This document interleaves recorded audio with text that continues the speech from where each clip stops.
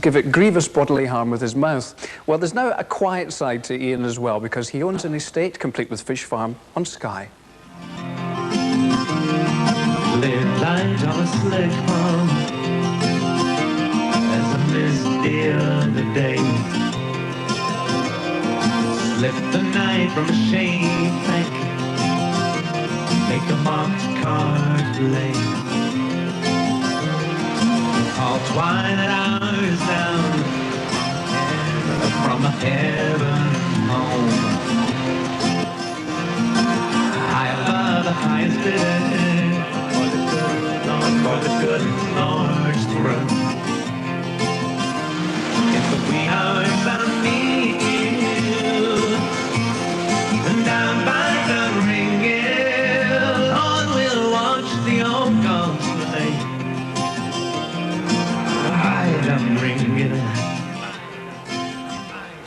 Ian Anderson there at home on his estate. How many families do you have living on the estate?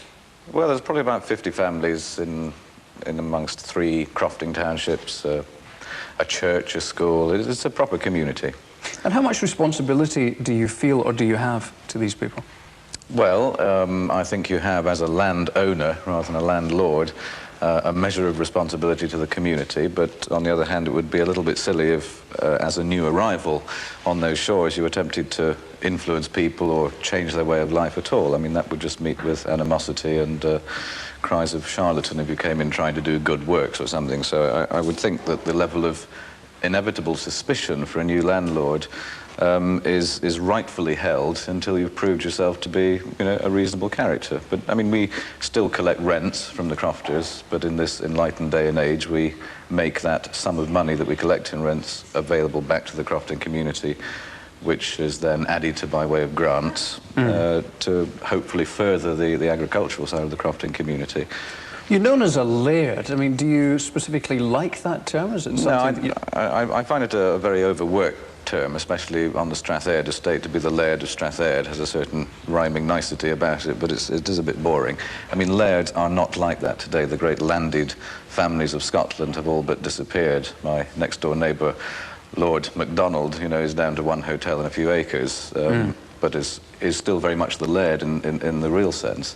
Now, these days, I mean, the lairds of Scotland tend to be government bodies, or they will be sometimes private landowners, sometimes corporate landowners, people who buy estates for investment or amenity purposes. Where specifically is the estate? Well, it's on this little corner of the south of Skye, in the part where it rains the most, and is fairly inhospitable if you get it on the wrong day. But that little clip that you saw in there was I we have a map one of our few nice days. Yes, you've just given away my home address to the millions. Thanks a million. Well, the tourism. Don't come on a Sunday. Don't come on a Sunday. Yeah. How often do you get home then to your family, because you're still touring with Jethro Tull? Are you quite a family man? Do you try and spend a lot of time with the kids? Very much so now. They're of that age where I think, as a father, you need to be around. But I'm not actually touring with the group at the moment. For the last year, I've been sort of based at our English home because I've been recording. First a solo album project, and now we're halfway through a new Jethro Tull album. And we'll be touring a great deal next year around that album release. But for the last, I'm trying to do it every second year now, which seems to be a reasonable measure of balance in my life. It's curious that Jethro Tull, over the years, ever since the early days that I mentioned, hadn't really adapted to any change of the pop charts or whatever. They hadn't changed their styling, their dress, their music. But now it seems that you have. I mean, your hair, for instance, is a lot shorter. You don't look as manic as you did in the past. Are you adapting rather, to change? Well, I think you have to. You have to adapt to getting older, if that's one of the measures of change. But no, I think that being a musician is being forever Peter Pan. You get out on stage and you can become, you know, that indefinable child again. I mean, you get to wave your arms around, scream and shout and rant and rave and, you know, throw things at roadies and, you know, received similar objects of abuse from the audience on occasion. It's all great fun, yeah. No, you can't ever, I think, become too mature as a performer. You've always got to be a bit of the child in you. It's exhibitionism and it's enjoyment. The only reason for doing it, after all, really ought to be that it's good fun. When it stops being good fun, it's time to retire to your estate or your football club or whatever you happen to have done with the money along the way. Sorry, Elton. But you know what I mean. Yeah, you know, exactly. But I mean, Elton, whom you mentioned there, he has his image, which is the big glasses and sitting on top of the piano or dancing on top of it. Your image, I suppose, is standing on one leg with the other leg crossed over playing the flute. How did that stance develop?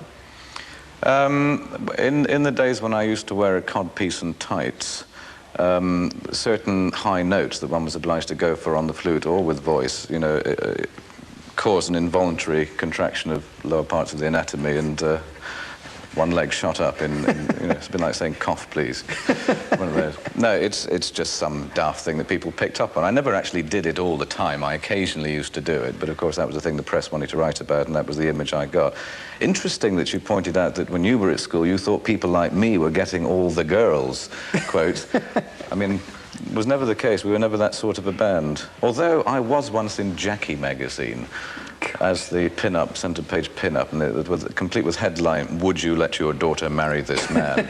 That's when you know you've arrived, actually, when you get Jackie magazine. Well, my wife recalls reading as a convent schoolgirl that, and obviously she was not put off by the by the horrors of that photograph. Well, bring things up to date. You've done a solo LP, and we're going to hear the new single from it in a moment. What's it like working on your own, or just with one other person, in this case Peter Vitesse, as opposed to having the input from a band? It's, I think, a very distinct way of working, because you can home in on just two definable personalities and you have a very close-knit relationship musically for that period of time that you're doing it, and very rewarding in as much as you can really, you know, get involved in a very specific aspect of music. But of course, with 4 or 5 people in a band, you have 4 or 5 more influences, and that comes as almost a relief after Peter and I working together in the studio. Well, let's hear the new single then, please, if you don't mind, Ian. Ladies and gentlemen, with Fly By Night, his new single, Ian Anderson. Terrific.